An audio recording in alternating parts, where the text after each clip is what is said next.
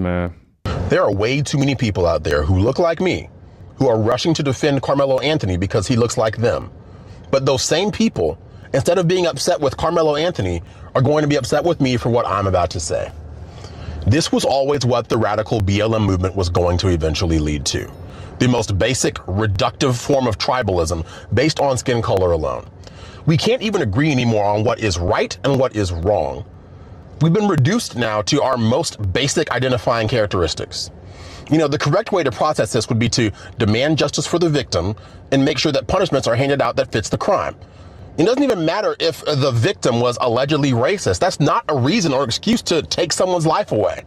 I mean, he shouldn't even have had a knife on school grounds anyway. That's a felony in the state of Texas, am I right?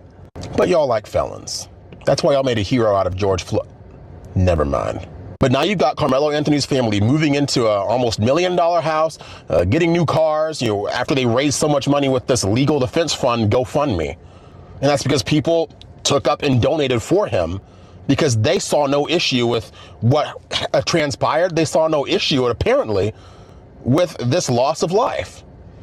And it has to do all too often just because of the color of one person's skin. And it shouldn't be that way.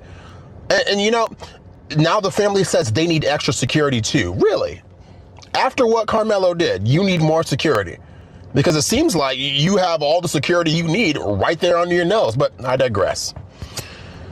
Now, basically, what they're going to say to me is, they're going to say, oh, you are a sellout, you are an Uncle Tom, you are a coon, you are acting white. You're going to say this and that because apparently speaking out against degenerate behavior now means that I'm acting white, means that I'm some sort of sellout.